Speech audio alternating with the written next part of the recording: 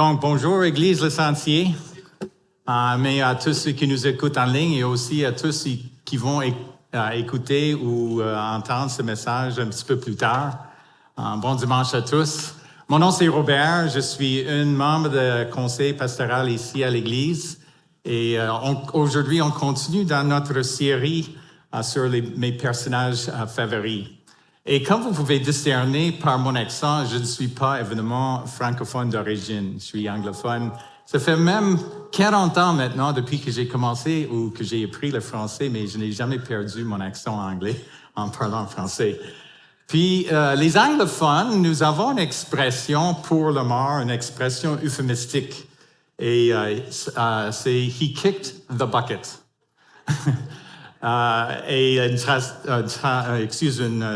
traduction littérale de ça, c'est « il a donné un coup de pied dans une seau ». He kicked the bucket. Mais de cette expression coule une autre expression qui est probablement mieux connue. On parle d'une bucket list. Une bucket list. Et j'ai appris de ma fille que c'est même une expression que ma fille a été élevée ici au Québec et elle a grandi, elle a assisté à toutes les écoles français. Donc, elle m'a dit que oui, les anglophones utilisent l'expression, les francophones utilisent l'expression parfois bucket list aussi. Mais ça parle d'une liste de quelque chose qu'on veut accomplir avant notre mort. Puis, je ne sais pas si vous avez une telle liste, moi j'en ai une. Puis, il y avait certaines choses sur ma liste que j'ai déjà accomplies. Une des choses était de visiter l'Irlande, qui était un des pays ancestraux de moi et ma femme, Anne-Marie.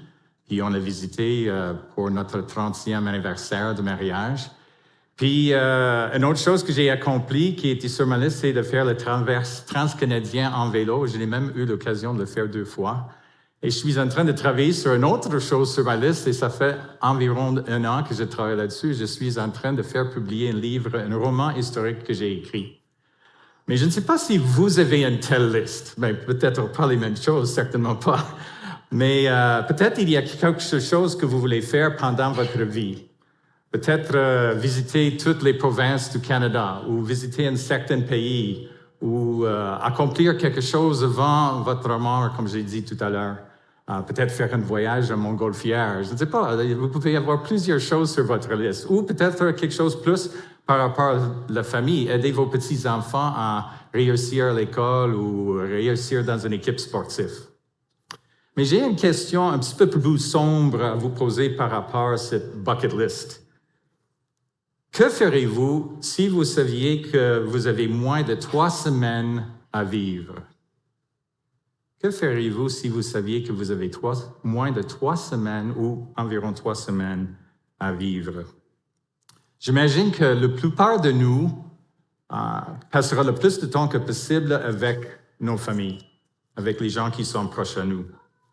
Mais combien de vous, sachant que vous avez que 3 semaines à vivre, prendraient l'initiative de rencontrer quelqu'un que vous n'avez jamais rencontré auparavant? Quelqu'un que vous ne connaissiez pas. Et vous prendre l'initiative de rencontrer cette personne et cultiver une relation avec elle. C'est la scène exactement de ce qui se passe avec notre Seigneur Jésus, qui fait partie de notre histoire, de mon personnage favori ce matin. Je vais avouer quelque chose à l'avance. Je vais en fin de compte parler un petit peu plus de Jésus. C'est pourquoi je porte le chandail ce matin. Je vais parler un petit peu plus de Jésus que sur notre personnage favori ce matin. C'est parce que l'attitude de Jésus qu'il a manifestée envers ce personnage m'a touché profondément dans une période basse dans ma vie. Et quelle était cette situation? Je faisais partie d'une équipe qui visitait Thaïlande et qui fait visionner le film Jésus en collaboration avec les églises locales. Mais il y avait des malentendus entre moi et notre interprète. Il s'accordait très bien avec les autres membres de l'équipe. Je ne sais pas pourquoi, lui et moi, on avait certaines tensions, mais on vivait des tensions, lui et moi. Donc, une nuit, cette tension que je vivais m'a empêché de dormir. Et je me suis levé tôt, je crois que c'était vers 5 heures du matin, quelque chose comme ça. Et j'avais besoin de passer un petit peu plus de temps avec Dieu, parce que je savais que j'avais une mauvaise attitude, je devais le confesser. Mais même après avoir confessé mon attitude, j'avais besoin encore d'un peu d'encouragement. Puis je me suis donné le but cet été pour lire et méditer au travers tout l'Évangile de Luc. Parce que le film Jésus se base sur l'Évangile de Luc. Et on l'a fait visionner quasiment tous les jours ou plusieurs jours par semaine. Donc, en lisant le chapitre 19, j'ai trouvé une histoire et la façon que Jésus s'est manifesté envers, l'attitude que Jésus a manifestée envers notre personnage Zachée. Aujourd'hui, ce matin, on va examiner plus cette attitude de Jésus envers Zachée qui, en fin de compte, c'est la même attitude que Jésus manifeste envers chacun de nous. Mais avant d'aller plus loin, il faut comprendre un autre élément du contexte de notre histoire. Dans le temps de Jésus, Israël faisait partie de l'Empire romain. En 2024, cette année, il n'y a pas beaucoup de pays qui dominent d'autres pays. On a quelques exemples. Il y a évidemment la Russie qui a envahi l'Ukraine, et donc il est en train de tenter de dominer au moins une partie de l'Ukraine. On sait qu'il y a un conflit entre Israël et les Palestiniens. Les Palestiniens se voient comme un peuple dominé par les Israélites. Ils n'aiment pas les Israélites à cause du fait qu'ils se sentent dominés. Mais dans l'histoire humaine, il y a peut-être des centaines d'exemples, peut-être même des milliers d'exemples des pays ou des empires qui ont dominé d'autres pays.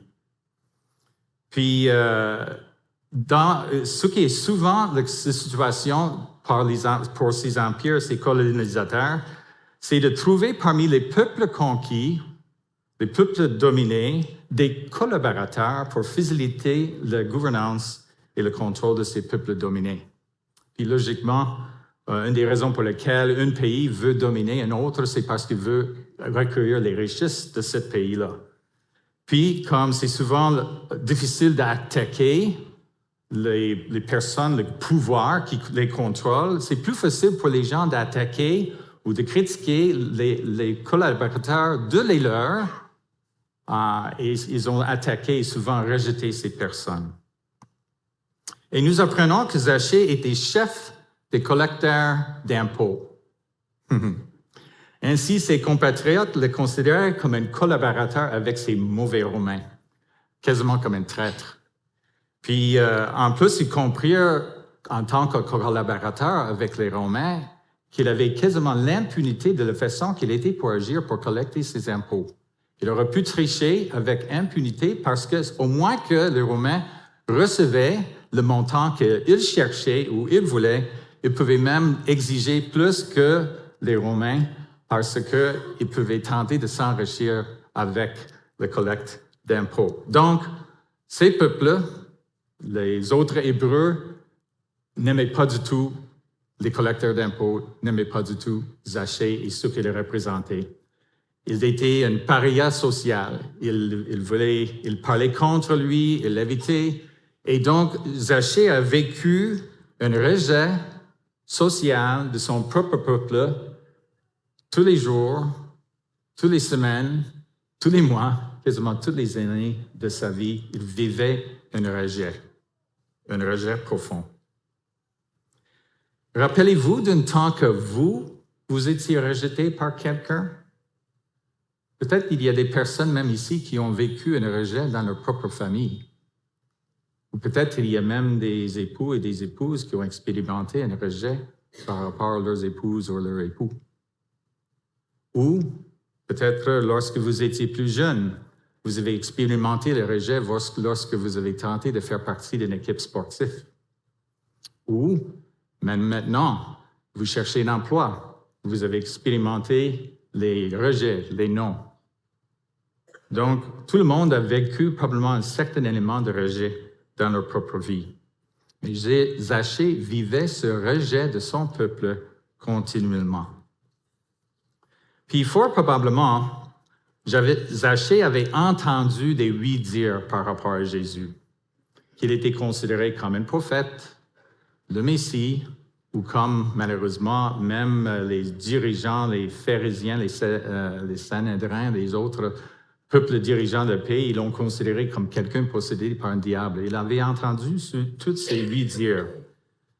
Puis il avait certainement aussi entendu des rapports par rapport les miracles de Jésus.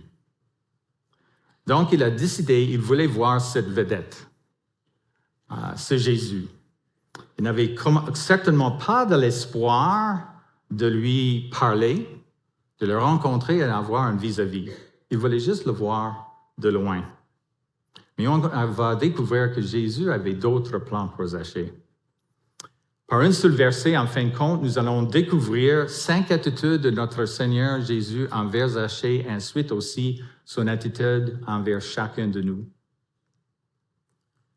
Jésus était, donc on va lire le texte.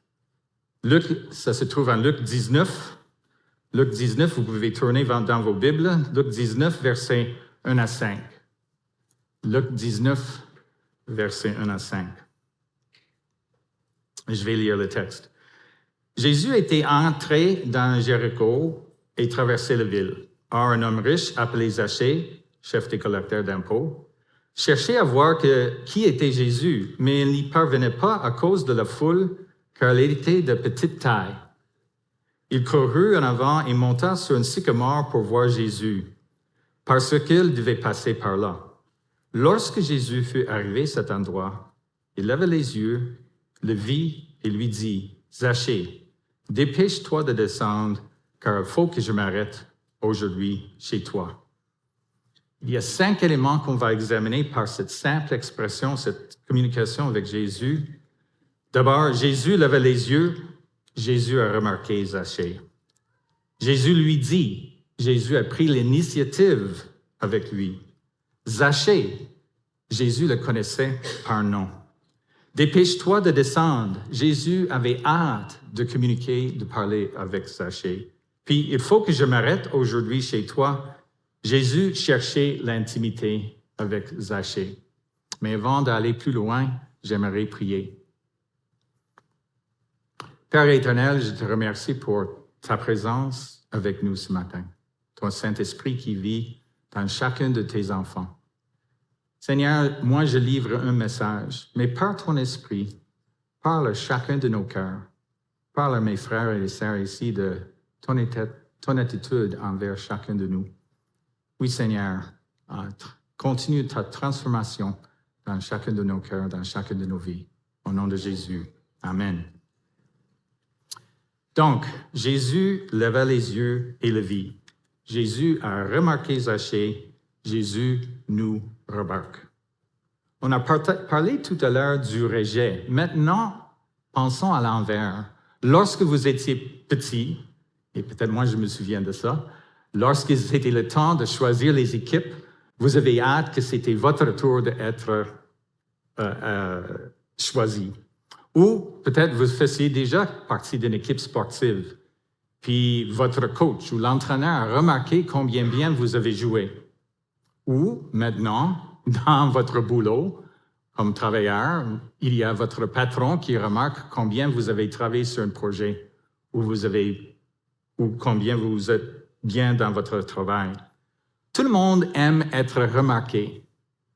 Ou même dans nos propres familles, lorsque le mari ou la femme, ou peut-être les enfants, disent quelque chose par rapport, ils nous remarquent quelque chose que nous avons fait, on est toujours content. Et souvent, nous faisons les choses par exprès pour être remarqués. Mais la bonne nouvelle, c'est que rien de cela est nécessaire avec Dieu. Dieu est conscient de chacun de nous. Il nous remarque, il nous regarde en tout temps. Son œil est toujours sur chacun de nous. Rappelons-nous de Matthieu 10, versets 29 à 31. Ça sera affiché. « Ne vantons pas 2 moineaux pour une petite pièce. Cependant, pas une ne tombe par terre sans l'accord de votre Père. Même vos cheveux sont tous comptés. N'ayez donc pas peur, vous valez plus que beaucoup de moineaux. » Évidemment, Dieu connaît chaque oiseau, selon ce texte, qui tombe par terre. Et comme nous sommes beaucoup plus importants que des moineaux, il connaît toutes les choses qui se passent dans nos propres vies.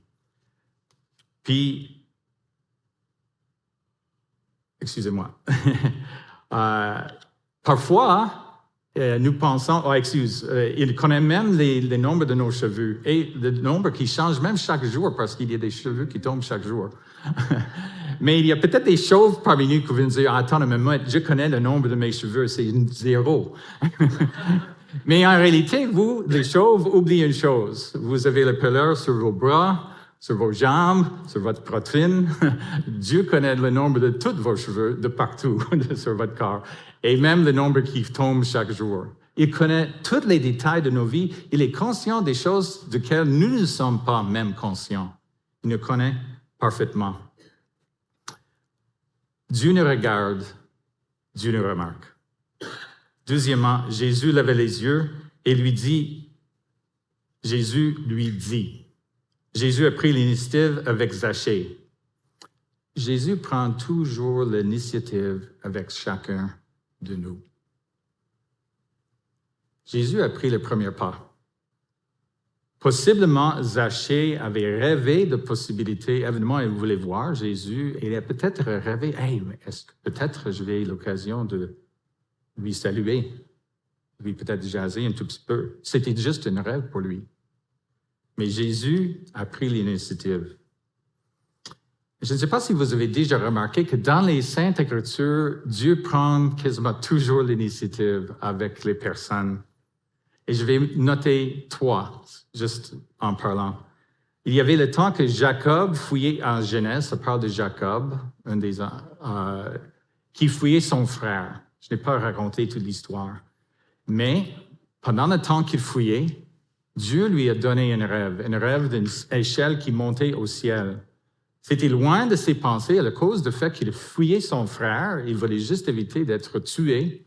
Il n'avait probablement même pas pensé à Dieu. Mais Dieu lui a donné une révélation. Il y a 2 dimanches, Sébastien nous a parlé de Joseph. C'est Dieu qui a donné les songes à Joseph lorsqu'il était un garçon. Ce n'était pas Joseph qui a cherché ses rêves. Puis, Cossi nous a parlé dimanche passé de Moïse, qui a pris position avec les Hébreux plutôt que les délices dans le palais de Pharaon. Mais après être identifié avec son peuple, il devait fuir parce qu'il avait tué un Égyptien. Je ne vais pas raconter toute l'histoire, donc il devait fuir. Puis il a passé 40 ans dans le pays de Madian avec quelqu'un qui est devenu éventuellement son beau-père. 40 ans dans le désert en prenant soin des moutons. Excusez-moi.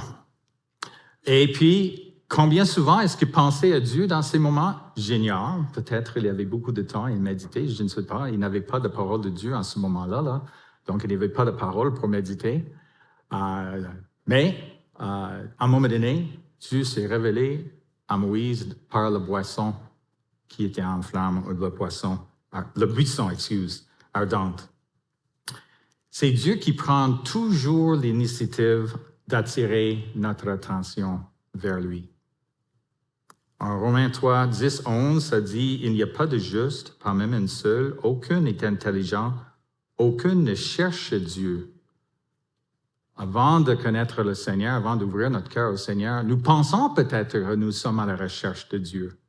Et souvent, ce que nous cherchons, c'est plutôt une réponse à nos questions, l'aide dans une situation difficile. Et ce que nous cherchons, c'est souvent un Dieu à notre goût et non seulement le vrai Dieu. Mais, Jean 6, 44, Jésus nous enseigne « Personne ne peut venir à moi, à moins que la personne qui m'a envoyé ne l'attire. » Dieu prend l'initiative de nous attirer. Puis en Jean 15, 16, Jésus a dit à ses disciples, « Ce n'est pas vous qui m'avez choisi, mais c'est moi qui vous ai choisi. » Et comme Dieu ne change pas, il prend toujours l'initiative dans notre relation avec lui. Ça veut dire qu'il prend toujours l'initiative dans tous les domaines de nos vies. Qu'est-ce que ça nous fait de savoir, ou je ne sais pas ce que ça vous fait de savoir que Dieu prend l'initiative avec vous, mais pour moi, le fait que Dieu prend toujours l'initiative avec moi, ça m'encourage énormément. Parce qu'il y a parfois des fois que je suis déprimé, parfois j'ai péché, parfois je suis heureux. Mais dans tous les cas, Dieu, c'est à la recherche de moi, de chacun de nous. même si parfois il semble être loin. Parfois, il nous semble qu'il se cache.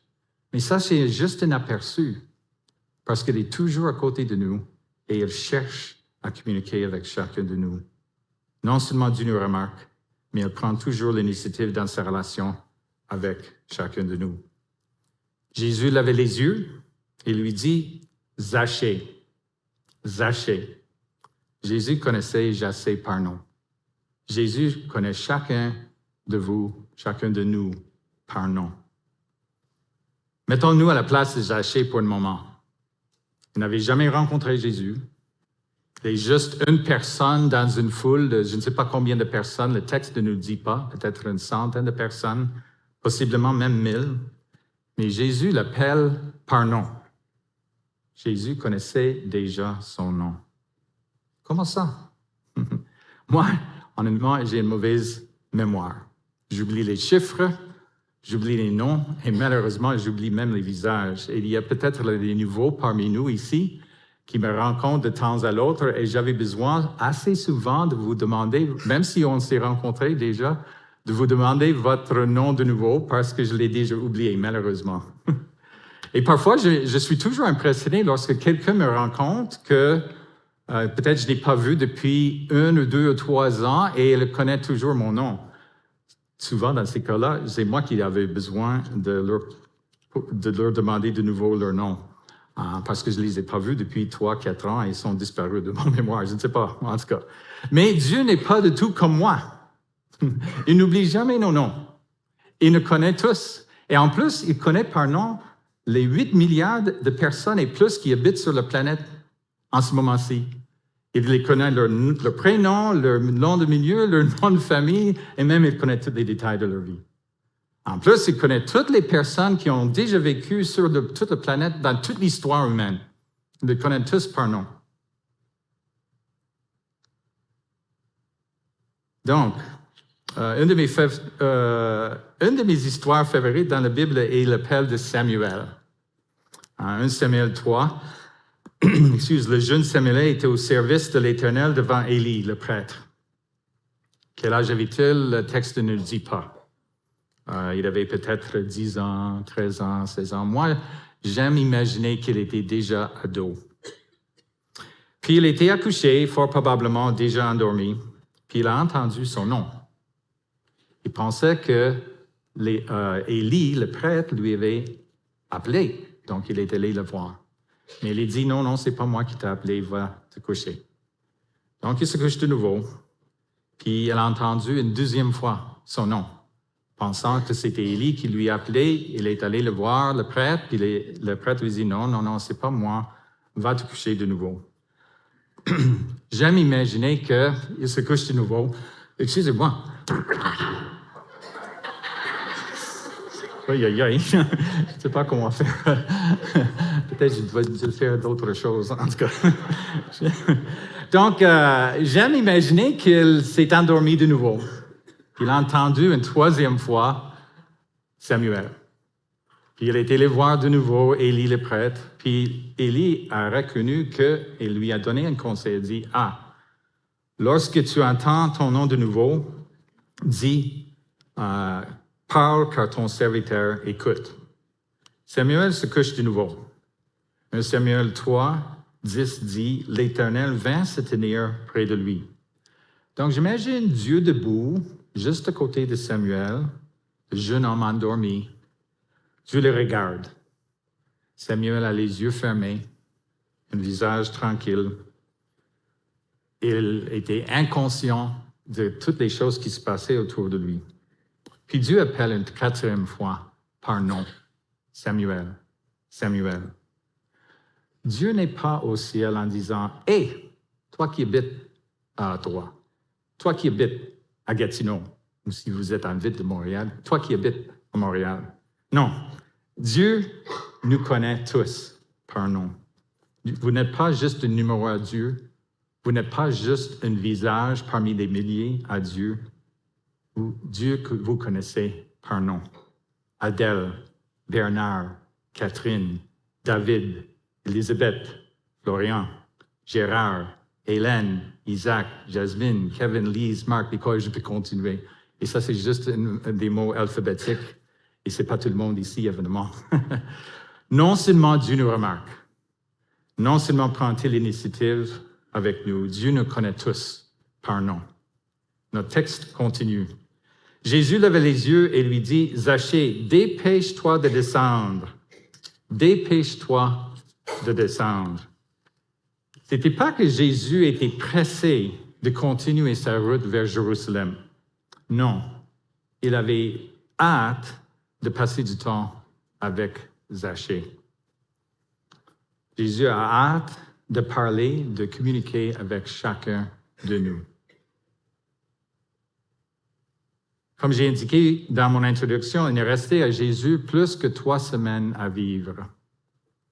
Mais il n'était pas ni trop agité, ni trop pressé pour vouloir passer du temps précis avec Zachée pour cultiver une relation avec lui. Et je voudrais que vous pensiez à une situation que vous avez vécue, où vous attendiez peut-être de rencontrer un ami ou une amie que vous n'avez pas vu depuis des mois ou même des années. Peut-être un membre de la famille. Ma fille est allée voir quelqu'un qu'elle n'a pas vu depuis 1 an, qui est à l'étude dans un pays étranger. Elle est là même en ce moment-ci. Elle avait hâte vraiment, non seulement d'aller visiter ce pays, mais de voir son ami. Donc, souvenez-vous de votre hâte, de votre anticipation, de votre avidité que vous ressentiez en ce moment-là. Je crois que Jésus expérimente la même hâte lorsque nous commençons à prendre du temps dans sa parole, de prier. Jésus expérimente cette même hâte de communiquer, de communier, de parler avec chacun de nous. J'ai lu dernièrement l'histoire écrite par un jeune soldat canadien qui retournait de la guerre. Sa famille avait beaucoup de difficultés avec le fait qu'il s'est enrôlé dans l'armée et qu'il était allé justement en guerre. Il était parti pour l'entraînement et même dans la guerre pour environ 2 ans. À son retour, il voulait surprendre sa famille. Il n'avait pas averti ni son père, ni sa mère, ni ses 2 sœurs aînées de son retour. Il voulait les surprendre. Donc, je vais lire un petit peu ce qu'il a écrit. Je vais lire la façon qu'il décrit son retour. Dans l'avion, je portais fièrement mon uniforme de classe A. J'ai pris un taxi depuis l'aéroport de ma ville natale. Je suis allé payer le chauffeur, mais il refusait avec un sourire. C'est avec plaisir, dit-il. Sac de marin à l'épaule, en uniforme, j'ai marché à la porte. Combien de fois avais-je rêve de ce jour? Je suis entré. Mon père était dans le salon en train de réviser quelques papiers.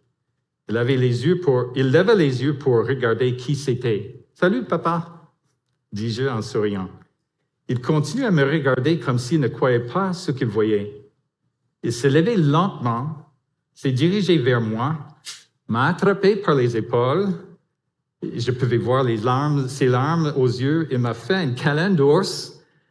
Puis, il s'est reculé un peu pour me regarder. Si je rêve, je vais me fâcher au réveil. Carrie, a-t-il crié, viens-toi. Ma mère est entrée dans le salon depuis la cuisine. Qu'est-ce qui ne va pas, Jim? Elle a demandé. Elle m'a vu et s'est arrêtée. Elle s'est lentement approchée de moi, les yeux remplis de larmes. Elle m'a regardé dans les yeux et m'a pris dans ses bras. Oh, s'il te plaît. Dis-moi que je ne rêve pas, que mon bébé est à la maison. Combien souvent ai-je rêvé de ce moment? Tu ne rêves pas, maman, dis-je, les larmes aux yeux aussi. Elle m'a serré fort. Elle a posé sa tête sur ma poitrine et a pleuré. Mon soldat est à la maison, murmura-t-elle. Dieu merci. Non seulement Dieu nous remarque, non seulement prend-il l'initiative avec nous, non seulement Dieu nous connaît-il par nom. Je suis convaincu que Dieu a hâte de communiquer avec chacun de nous, de passer du temps avec chacun de nous, même plus que cette femme avait hâte de revoir son fils unique revenu de la guerre. Dieu a hâte de communiquer avec chacun de nous. Il y a encore une 5e chose.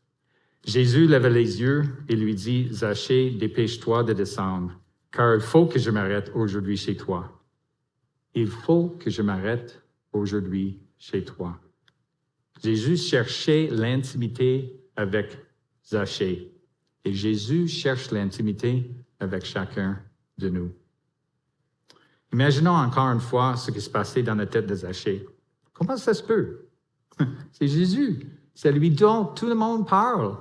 Il est le rabbin, l'enseignant, le professeur, le guérisseur, le faiseur de miracles, un grand prophète, peut-être même le Messie. Il veut rester chez moi? C'est incroyable. Mais imaginons son délice, sa joie. Et nous n'avons pas vraiment besoin d'imaginer parce que dans notre texte, ça dit que Zachée s'empressa de descendre et l'accueillit avec joie. Et pour Jésus, c'était un impératif. Il a dit, il faut.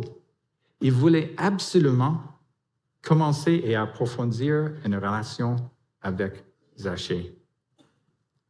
Une des meilleures façons d'approfondir une relation avec quelqu'un, c'est de passer du temps avec eux dans leur propre maison.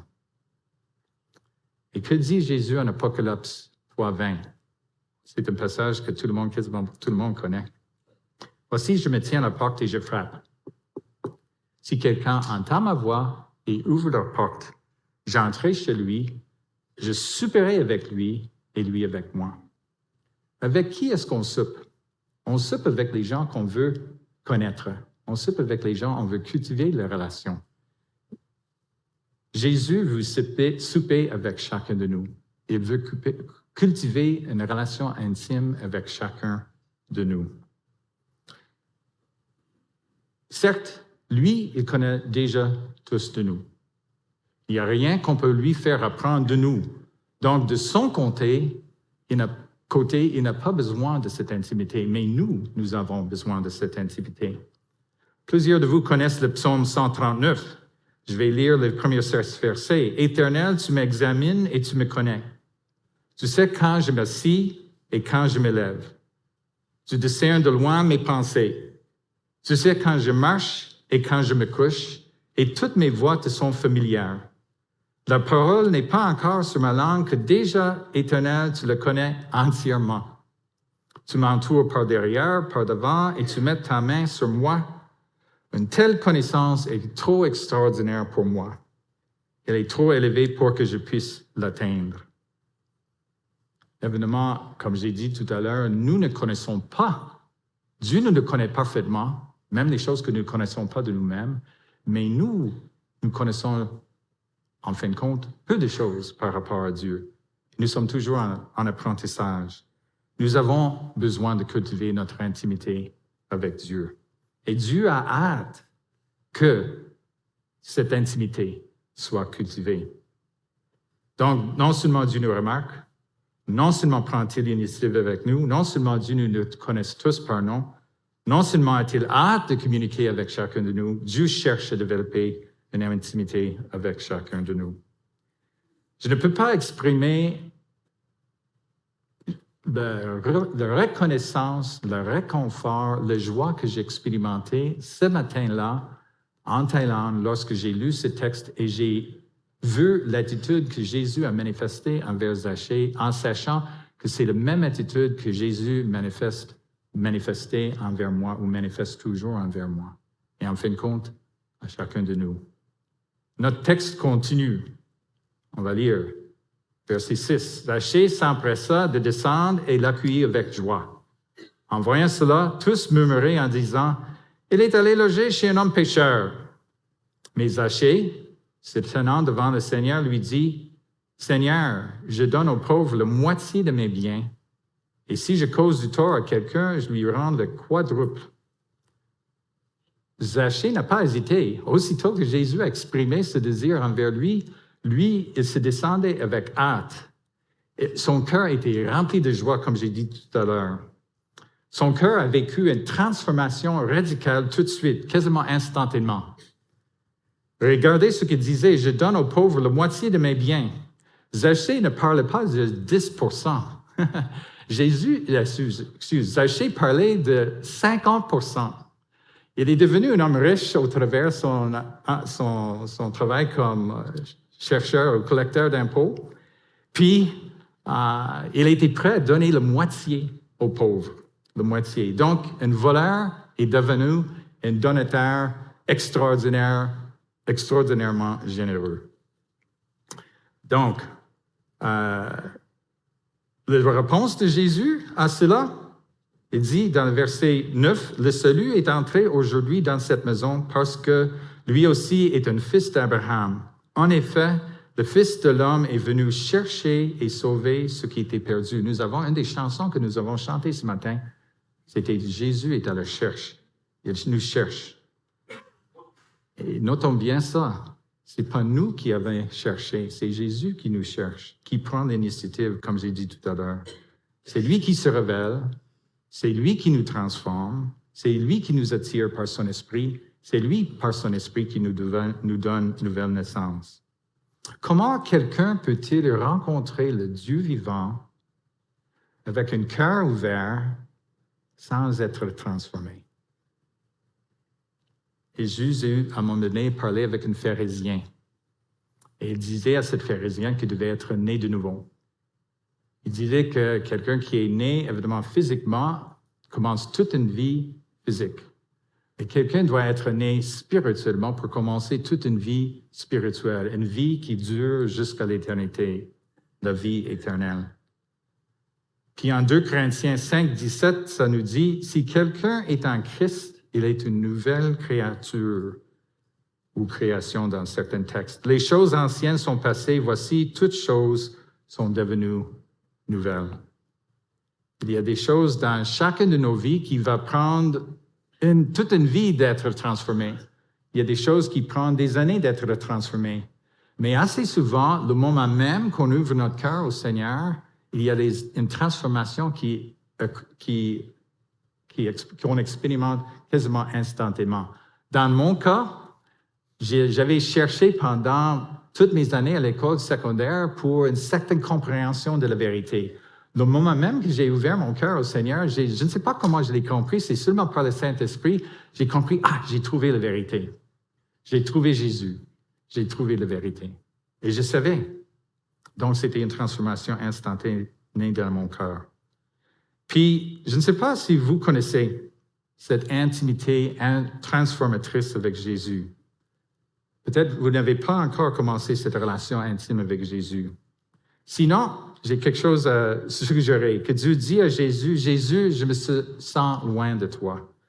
Je sais que je me suis détourné de toi par mes péchés.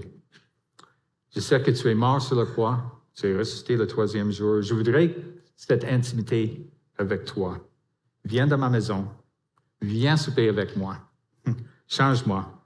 Transforme-moi, Seigneur. » Puis si vous dites ça au Seigneur Jésus, il va entrer justement dans votre vie. Et si vous avez même dit ça en m'écoutant, dis-le à la personne, à la fin de ce temps ensemble, dis-le à la personne à côté de vous.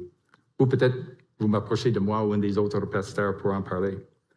Donc, un grand nombre de personnes ce matin ont déjà vécu cette première rencontre avec Jésus. Cependant, l'attitude de Jésus ne change jamais.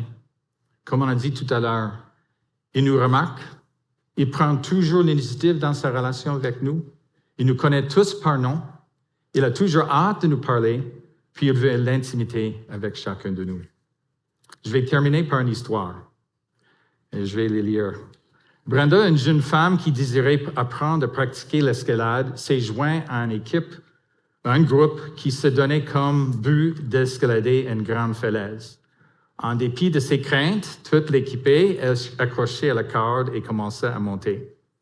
Elle arrive à une saillie où elle peut profiter de quelques minutes de repos.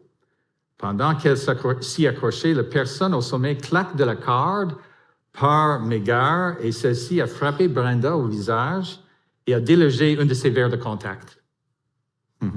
Comme vous pouvez imaginer, il n'y a rien de plus difficile que de trouver un verre de contact, non seulement par terre, mais en pleine nature. Alors, voici Brenda à quelques centaines de mètres du sol, entre le sol et le sommet, de vision maintenant un peu troublée. Elle était loin de chez elle et comment est-ce qu'elle va remplacer cette verre de contact dans un coin si reculé? Elle a décidé de prier et demander au Seigneur de l'aide à le retrouver. Elle cherchait, cherchait et cherchait encore sans succès. Son dernier espoir était qu'un membre du groupe le trouvait caché dans le coin de son œil. Parfois, les verres de contact déplacent un petit peu et on ne le ressent pas. Une fois arrivé au sommet, elle découvrait qu'il n'y était pas. Donc, ce n'était pas dans son œil. Elle s'est assise pour attendre le reste du groupe en regardant les montagnes qui l'entouraient. Le verset 2 Chroniques 16, 9 lui est venu à l'esprit. L'Éternel étend ses regards sur toute la terre pour soutenir ce dont le cœur est tout entier à lui. J'ai un clip de loin, je vais avancer. Elle a prié, « Seigneur, tu vois ces montagnes. Tu as connaissance de tous les cailloux, de toutes les feuilles qui s'y trouvent. Tu sais exactement où se trouve ce verre de contact. » Le temps venait de descendre la falaise. Arrivés au sol, ils rencontrèrent un autre groupe qui ont commencé leur escalade. Tout à coup, ils entendaient l'un d'eux crier, « Hé, la gang! Quelqu'un aurait-il perdu un verre de contact? » Elle l'avait trouvé. Comment ça? Comment l'avait-il découvert? Elle l'a vu parce qu'une fourmi tentait de le bouger lentement sur la face de la falaise et ce mouvement a capté son attention. Qu'est-ce que cela nous dit par rapport à Dieu, le Dieu de l'univers? Y a-t-il quelque chose qui puisse lui échapper? Même les fourmis sont sous sa commande. Il les a créées. C'est lui qui a commandé à ces fourmis de bouger ou tenter de bouger ce verre de contact. C'est lui qui a fait remarquer cette action quasiment imperceptible par la personne qui l'a vue. Dieu voit tout ce qui se passe dans chacune de nos vies. Faisons-lui confiance et reposons-nous dans le fait. Il nous remarque, qu'il prend toujours l'initiative dans sa relation avec nous, qu'il nous connaît tous par nom, qu'il a hâte de communiquer avec nous et qu'il veut l'intimité avec chacun de nous. Prions. Père éternel, merci pour avoir envoyé ton Fils unique sur la terre et qu'il est à la recherche de tous ceux qui sont perdus. Et maintenant, Seigneur, même ceux que tu les as trouvés, ceux qui ont déjà ouvert leur cœur à toi, comme moi, Seigneur, tu veux toujours cultiver cette intimité avec chacun de nous pour nous diriger, pour nous aider, pour nous guider dans tout au long de notre vie, jusqu'à la vie éternelle, et même pour continuer cette relation avec toi éternellement. Au nom de Jésus. Amen.